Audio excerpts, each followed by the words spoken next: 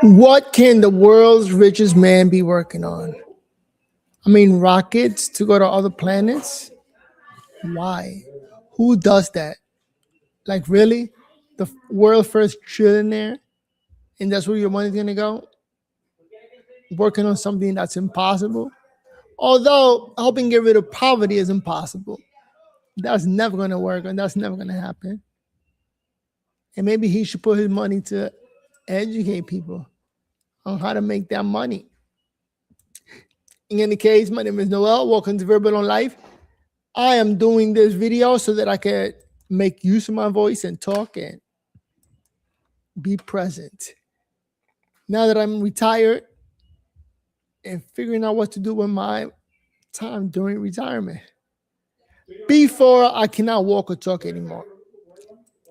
I want to take a look at this video talking about Elon Musk's Heatshield and all the work that he's putting into this rocket. Because when you have a lot of money, that's what you do.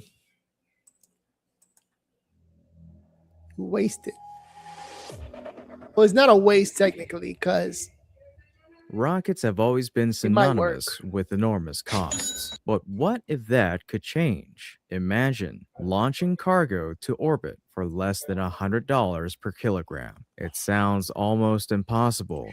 And I think it took so long for somebody to figure this out, to try to get it to under $100, because venturing into this space is expensive. You know, trying to get it to go, you have to spend a lot of money. So return on investment is not that good at first. You got to be able to take a hit and keep it going. And we're talking about multi-million-dollar hit. The return comes later, once you get the machine to work. Yet that's the long-term goal Musk and SpaceX have set for Starship. There's just one major obstacle, the heat shield. It's arguably the biggest challenge standing between Starship and... And by the way, the heat shield doesn't really make too much sense to me, because why not just send rockets to the moon or to space and from there move forward to Mars or wherever else? Why does it have to come back? It's like damn near impossible to get back to Earth on one of those. No. Get one of them to be able to come back all the time, but not all of them. And rapid, fully reusable operations. So just how ambitious is SpaceX's pricing target? Why does the heat shield remain such a difficult engineering problem? And can Starship really make access to space dramatically cheaper? Let's find out in today's episode of Great Space. So access to space, yeah, you could get it done. That means from here to space, right? The heat shield doesn't really matter. It's just coming back. Like, why does the rocket got to be able to go and come? If you think about regular airplanes going from here to Europe or anywhere, they don't really leave Earth gravity, so they're good. But getting into Earth, insane. SpaceX. Flight 13 has wrapped up, delivering one of the biggest milestones in Starship history. S-40 survived splashdown. It didn't explode. Even better, SpaceX is preparing to recover it and return it to Starbase for detailed inspection. That success has already prompted Musk to openly discuss catching Starship with the Mechazilla chopsticks on future missions, a major step toward rapid, full reusability. And believe it or not, that may be just the beginning. If you don't want to miss the next breakthrough, be sure to subscribe to Great SpaceX. So, look at it. Look at the shield. It has white streaks. I don't think it's going to get any better than that. So, I'm going to be a doubter and say that this is an impossible challenge. Just like picking up a chick at the club. Impossible challenge. Keep bringing you every major Starship development and the biggest stories from across the aerospace industry. Now, let's talk about the real prize.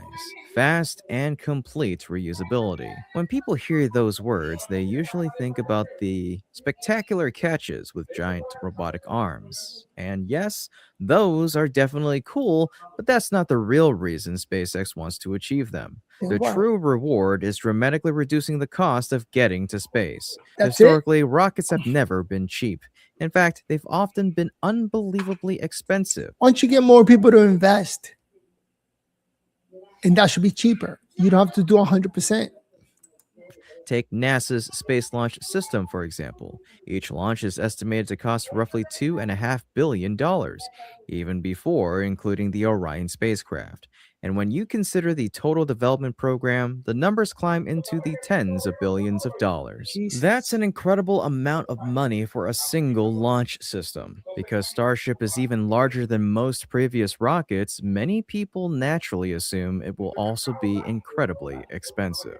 That would certainly be true if SpaceX followed the traditional aerospace playbook, but that's never been the company's style. Long before Starship existed, SpaceX committed itself to reusable rockets. Falcon 9 fundamentally changed the commercial launch industry by repeatedly flying the same first stage boosters. That single innovation helped lower launch costs while dramatically increasing launch frequency. Today, Falcon 9 dominates the global launch market. But Elon Musk 90% of rockets or merchandise brought up to space has been SpaceX. Shout out to Elon Musk. doesn't see Falcon 9 as the final destination. He sees it as practice. Starship takes the same philosophy much further. Instead of recovering only the booster, SpaceX wants to recover everything. The Super Heavy booster, the Starship upper stage, both vehicles, every flight, with minimal refurbishment between launches. Where's he going? Imagine an airliner. When a passenger's jet lands, nobody throws it away. Technicians inspect it, refuel it, perform routine maintenance, and send it back into service. That's the model SpaceX wants for rockets. If Where's he going? I mean, again, the Heatshield problem. It's a problem. And I don't know how he's going to convince people to get on it a second time or a third on the same rocket that just came in. What is it? Over 2,000 kilometers per hour? Jesus. Starship reaches that level of reusability, production costs drop dramatically. Instead of constantly building entirely new rockets, the same hardware flies again and again. That changes everything. Recently, Musk addressed Starship's long term launch costs directly on X. He wrote, "The cost would drop well below $100 per kilogram to orbit for Starship if it achieves immediate and complete reusability with local production of liquid methane and oxygen." I mean, it could be used to go around the world from here to Japan, from here to China in maybe an hour or less. Because right now it's like a what, 10, 12-hour trip. No, longer. It's far. I went once to Europe, and that was like a 10-hour trip from New York to England, Manchester.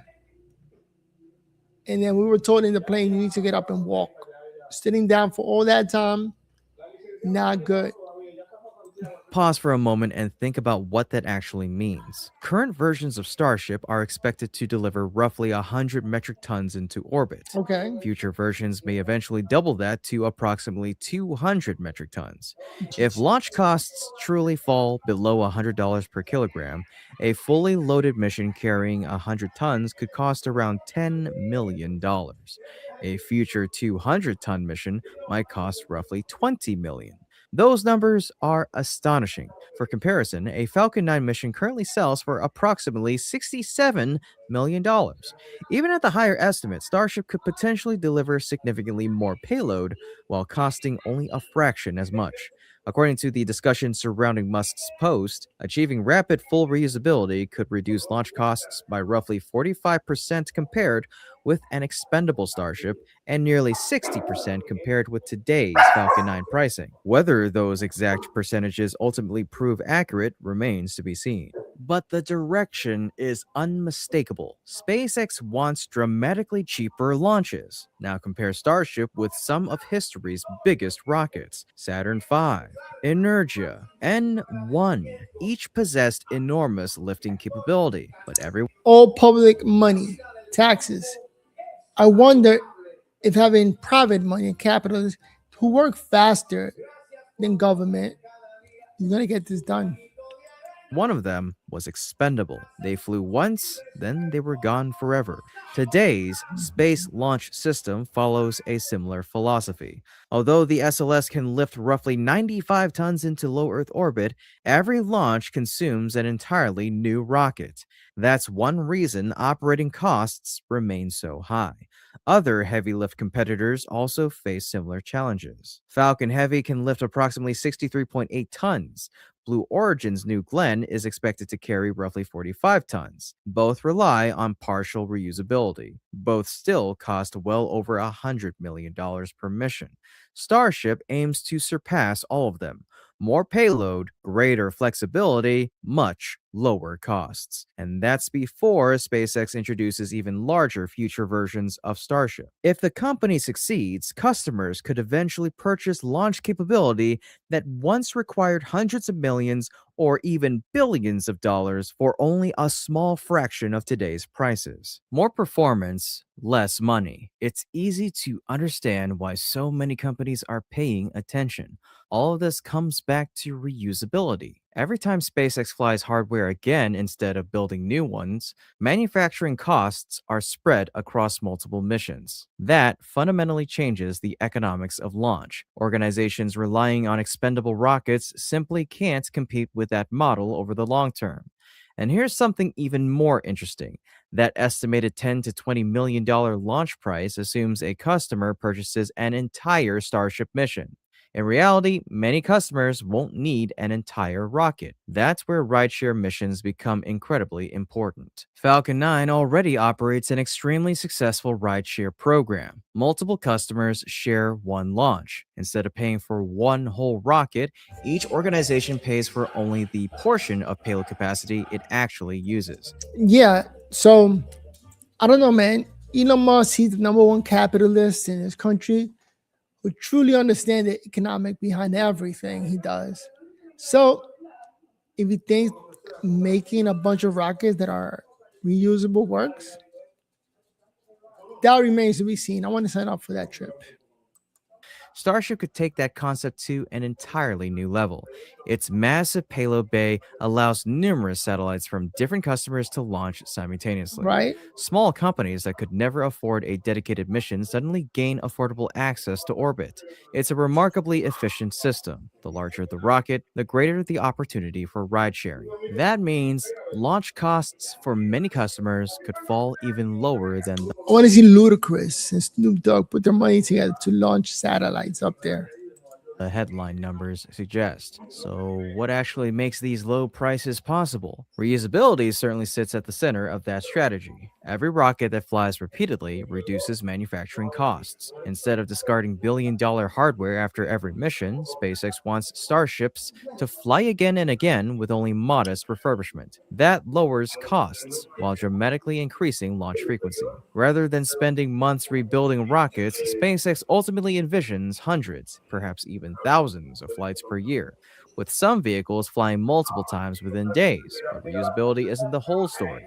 Musk also highlighted another key factor: fuel, specifically liquid methane and liquid oxygen. How expensive is liquid methane and liquid oxygen? I wonder if that breaks the bank. Methane is relatively inexpensive, burns cleanly, and easy to produce, and could eventually be manufactured on Mars using atmospheric carbon dioxide and underground water ice. SpaceX also plans to produce propellant near its launch sites to reduce transportation costs. The same philosophy extends to Starship's construction. Instead of costly carbon composites or titanium, SpaceX chose stainless steel because it's inexpensive, widely available, durable, and performs well at both extremely high and low temperatures. Depending on the alloy, it costs only a few dollars per kilogram. Cheap. Elon Musk is cheap for this. So here's today's question: do you believe Musk's vision of sub $100 per kilogram launches will eventually become reality? Let us know in the comments by No, that's not going to work. It's not going to be a reality. Elon Musk needs to come face to face with the truth that he's going to have to make a bigger investment to get this done. And also, Elon Musk is what, 50 years old? I wonder how many more years he got to put into this project. And once done, is he going to want to go to Mars? Is he going to jump into one of them? Although he could be 65, 70 and choose to go because it's his rocket. So he got that option of going. Answering yes or no. Now, let's discuss the biggest obstacle standing in the way: Aluminum the heat shield. If heat you shield. watched Flight 13, you probably noticed how well S-40's heat shield performed. Compared with earlier starships that suffered extensive burning, tile failures, and severe oxidation, S-40 returned in remarkably good condition. That's real progress, but here's the key question: is it good enough for rapid full reusability? Probably not. Many engineers believe Starship's heat shield is close to reliably protecting the vehicle during reentry, but protecting the spacecraft isn't the same as enabling rapid turnaround. I don't see reusability because he came back white with white streaks. Like, I expect you to go and come back looking the same, just like a plane, right? So the fact that it looks so bad, that puts fear in me that it's going to work. Flight 13 proved that. The heat shield remained largely intact, with only a handful of damaged tiles and limited That's a oxidation. lot. But one issue was still obvious: See? coolant leakage. That suggests re-entry heat is still finding its way through small gaps between tiles, potentially damaging plumbing, cooling hardware, and other components beneath the thermal protection system. The issue may not even be the sealant itself. Vibration, heating, and aerodynamic loads can chip tile edges, creating new pathways That's a for lot. hot plasma. That's why the heat shield remains one of Starship's toughest engineering challenges. That's a Until it lot. can survive repeated flights with minimal maintenance, rapid reusability will remain out of reach. Critics argue this may be Starship's biggest weakness, since replacing thousands of tiles after every flight would erase much of its cost damage. So, will SpaceX give up? That's a History lot. would suggest otherwise. Let me just sit over here and ask this young lady, oye la basura de ahí, a sacate.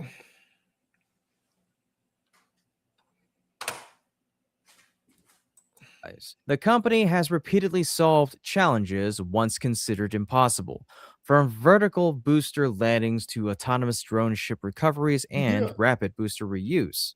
Instead of avoiding difficult problems, SpaceX tackles them through relentless testing. Musk has repeatedly said Starship's two biggest technical hurdles are the heat shield and orbital refueling, Yeah. both essential for making humanity a multiplanetary species. More importantly, And refueling. We need another source of fuel to get to Mars. What we got now takes 6 months to get to Mars.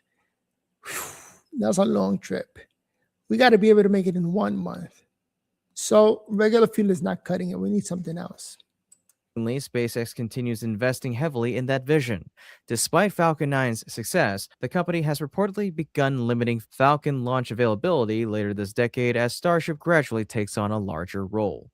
That decision says a lot. SpaceX believes Falcon cannot fully support its long term goals of permanent lunar operations, Mars missions, and massive satellite deployments. Starship is designed to be that vehicle. The road ahead remains challenging, but if SpaceX succeeds, the reward could fundamentally change humanity's relationship with space.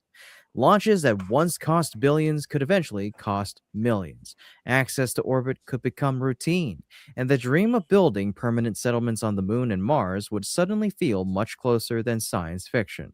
Flight 14 and the missions that follow will continue writing that story. We'll be watching every launch, every landing, every recovery, and every breakthrough along the way.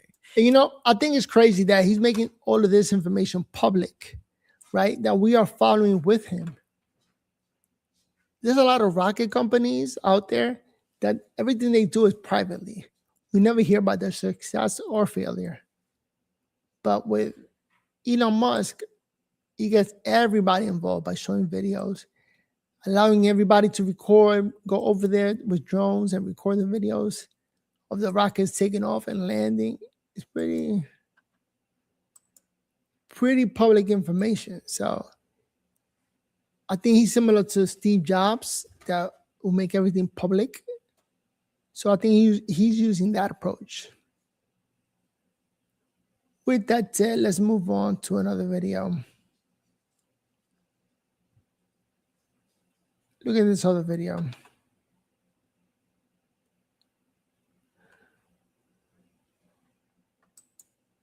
How can a rocket that doesn't return perfectly still be one of the most valuable flights in SpaceX's history? Yeah. Most people watched Flight 13 and asked one question: did it land? SpaceX engineers were probably asking a completely different one: what did we learn? And those two questions have very different answers. Today, we're going beyond the headlines, not whether Flight 13 was successful, not whether every objective was completed. Instead, we're asking something much more interesting. Why could this single test flight save SpaceX months or even years of development?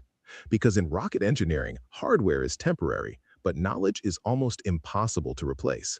By the end of this video, you'll understand why engineers often celebrate a mission that casual observers call a failure. Here's something that sounds completely backwards. Imagine someone told you, "We destroyed a prototype today," and it was fantastic news. Most industries would call that a disaster. Rocket engineers often call it Tuesday. Why? Because the purpose of a prototype isn't to survive forever. Its purpose is to answer questions. The more important question is, did Flight 13 answer enough questions to justify everything it cost? Let's find out. After every Starship flight, the internet usually splits into two camps. Return on investment. How much it costs to try it out, to try to create a rocket that's reusable. Wow. Inspirational. You know, one thing that Elon doesn't work on, or if he does, we don't know anything about, is two things. One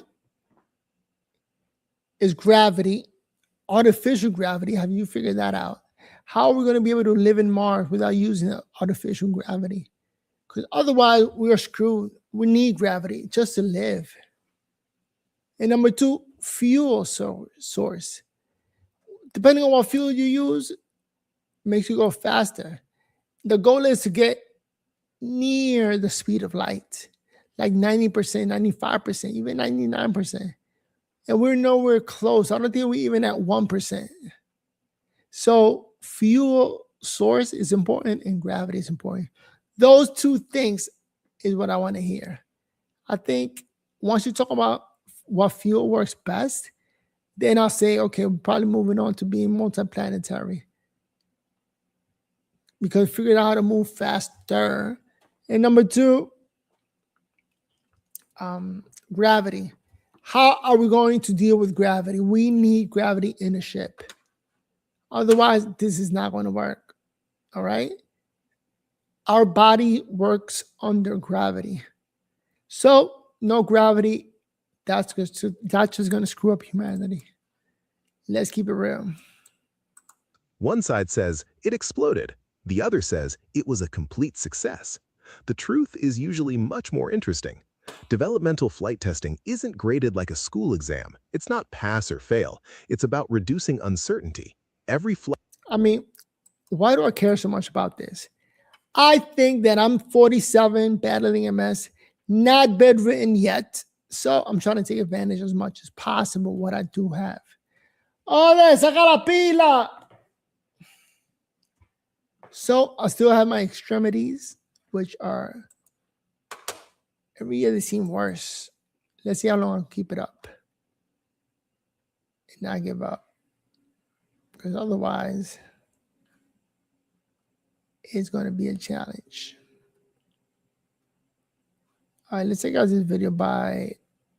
Why isn't MLB supporting the Women's Professional Baseball League? This is obviously a multifaceted issue, but something that really kind of touches close to my heart because I love Major League Baseball. It comes down to business.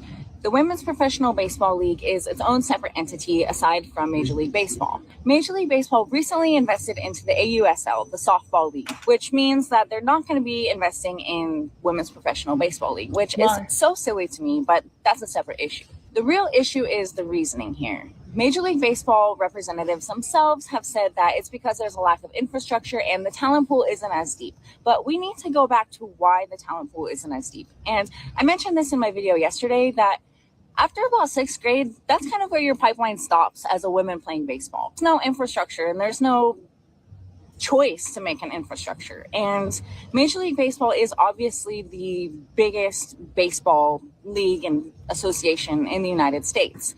And so it makes sense for me that Major League Baseball would want to invest in women playing baseball. But as you can see, aside from like a random one-off article, there's been nothing. It's been radio silence. Not a player, not a coach, not a team, nobody. And it's really disheartening as a woman baseball fan who has followed MLB and still continues to follow Stop focusing on men's sports. Okay, young lady? MLB to this day. In my opinion, if you invest in the Women's Professional Baseball League, you invest in these players, the infrastructure is going to grow. It's going to continue to flourish. More women are going to choose to stay and play baseball as opposed to moving to softball. We need less women in baseball. Right? Everything that women do is up to 25 years old. You know what? Let's say 20 years old. After that, come on now. You need to refocus on something else. Does that make sense? In my opinion, it's really disappointing. It's really disheartening to not even see a single player post about it. At least if they have, send it to me and I'll repost it. But I haven't seen anything. And it's really sad. It's really sad that ESPN, where the games are being streamed, didn't even show live updates. They don't even have the score from yesterday's game up on their app. It's really sad. And I'm really disappointed by it. I'm really excited that women's professional baseball is back, but boy. So we got to talk about a very humiliating moment We're for done. the Women's Professional Baseball League. Yes, there's a Women's Professional Baseball League. And they're just getting started, right? They're just getting started. And they're off to a really bad start, right? And the reason why is because the national anthem, which is something that, hey, I feel like it's kind of hard to find a singer that's going to mess it up, right? Unless you hire somebody like Fergie, who certainly butchered the national anthem, probably the worst national anthems I've ever heard in regards to, renditions of it. But this right here, right, this performance, okay, for the Women's Professional Baseball League is so bad that, again, I'm not entirely sure this should be allowed, right? This shouldn't be legal. Okay, it should be legal to sing the national anthem this bad. So without further ado, let's go ahead and get into it. Oh, say, can you see by the dawn's early light what so proudly we hailed at the twilight's last gleaming? They said that the flag was out of it, right? The streets are saying Jesus. that even the flag wasn't feeling the anthem. Even the flag wasn't feeling it. Whose broad stripes and bright stars through the past. She is struggling in life. Take a break, lady. Jesus. Why? Why are we putting up with this? Through the night that our flag was still there. Oh, say does that She looks pretty. Star-Spangled Banner. They got one black person there. The only black person there just screaming into a mic. Struggling through life, talking about the black chaos in America. Why black people are struggling in America. Wow. So I think they're off to a pretty bad start, right? This is not Jesus. a good start. Look, I know it's bad because I didn't get goosebumps, right? Usually every time I hear the national anthem, whether it be listening to it on my computer or in person at some game, right? If it's good, you feel it in your soul, right? I can't really describe it, but I just get goosebumps, right? I get a tingling feeling every time I hear the national anthem. I felt poverty when I heard that national anthem. Like America is declining and about to collapse. Because I'm so proud to be an American, right? I'm proud of my country. And that's why when I hear the anthem, I'm like, oh, I go to heaven, okay? It's the closest thing I can get, to be honest with you. But when I heard this, I didn't get the goosebumps. Jesus. I didn't get the goosebumps. So I know it's bad, right? I felt poverty. Again, they said that the flag running was out to of me. it. Even the flag was like, nah, bro, this ain't it. This ain't it. right? This ain't it. And the funny part about it, right, is that if you're a so-called pro-black, right, if you're one of these pro-blackity blacks, how can you not be upset by this, right? You should be pissed. This ain't black excellence, right? This ain't the type of history that black people are trying to make in this country, right? Worst national anthem ever. Martha Reeves, right? Black history, right? Leave it up to a black woman to perform the worst rendition of the national anthem ever, right? Sounds about right. Sounds about right, okay? Make it black history, right? Make it history. Women's Professional Baseball League just kicked off, and unfortunately, one of the biggest stories coming out of the weekend is that they had the worst national anthem I have ever heard. Yes, it's way worse than Fergie. And it was so bad that fans in the stands and the players could barely contain themselves. It's almost impossible to watch all the way through, but I'm going to show you some of the highlights. The perilous fight, or the ramparts we watch, and the rockets red glare, the bombs bursting in air, Jesus. for the land of the free and the home of the brave. I got this. Hold on, beer. So, I don't know how rehearsal went, but if this is how it sounded, they should have maybe X'd that part for television. Because I would love, for the sake of women's sports, to be talking about the actual baseball highlights from the weekend. But when you put up something that bad for the inaugural game, you cannot expect it to go unnoticed. I'm a firm believer that if you are not going to knock the national anthem out of the park, the better choice is to absolutely bomb it. I don't want to hear some middle of the road, perfectly fine anthem. I don't want you to give me like a 6 out of 10 Star Spangled Banner. Either give me Whitney at the Super Bowl or give me Carl Lewis, give me Fergie, give me Roseanne Barr. And this woman, Martha Reeves, and her cast of characters that performed the national anthem at the first ever WBL, Women's Professional Baseball League, this anthem is a masterpiece. Oh, say, can you see by the dawn's early light what so proudly we hailed? I gotta laugh. He said, "Give me one of both extremes. Either you're great, or really good, or you're bad, super bad." At the twilight's last gleaming. Now, at this point, do you think that the people in the crowd at the first ever WBPL game, do you think they're realizing they are about to witness greatness? Do you think that they understand that what's unfolding is one of the most viral moments of all time? Do you think they realize, hey, we all are in this stadium today, psychotic enough to be watching the first ever women's professional baseball game. And for that, we are going to be rewarded with a moment that is talked about from now until the end of time. You get to live through one of the most viral national anthems ever. And that is your reward for inexplicably going to the first ever women's professional baseball game. Then I think about it, though, this may not be the worst thing for the Women's Professional Baseball League, because let's be real. Would anybody have heard about this if it wasn't for this botched national anthem? Probably not, right? So I guess when you're starting off, any publicity is good publicity, especially when you have no publicity, right? I'm not sure if it's going to make people take interest in the game, but at the very least, people know what this is, right? Because I didn't know, right? I didn't know there was a Women's Professional Baseball League at all, right? I had no clue. So apparently they're trying to start this up. And, I'm not sure if you can say this is off to a good start, but hey, at the very least, the name recognition is up there, right? A lot of people now know, okay, there's a Women's Professional Baseball League. I'm not sure if this is going to translate into views, right? We're going to see if there's actual demand. That video got 21.4 million views. And to watch this, we're going to see if they go the route of the WNBA, right? But hey, at least they're getting some attention. I just feel like, stuff like this shouldn't be legal. It should not be legal to publicly butcher the national anthem like this, okay? They should not be allowed to go out and to sing the national anthem this badly. That was terrible. It was one of the worst national anthems, if not the worst national anthem rendition that I've ever heard. And it shouldn't be allowed, right? It should be allowed. They should have stopped her at rehearsal. They said, nah. If you're not going to sing it right, then you can't sing it, right? You can't sing. We'll play something, right? We'll play something over the speaker, right? If you can't sing it right, if you can't do it correctly. But hey, like I said, I guess when you're starting off, any publicity is good publicity. We're gonna see how it goes for the Women's Professional Baseball League. They should have had a microphone playing like music in the background. And all she got to do is hold the mic and move her lips, pretend to be singing. That's what they should have done. But that was crazy. That was crazy.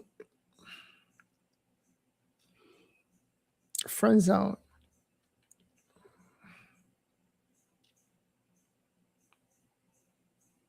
All right, with that said, all right, so happy Mondays, my first stream this week. Just testing out to see if I could talk and walk and come down here to my YouTube setup, get in front of my camera and talk. Here we are in well over 30 minutes. So I've been sitting here for a minute.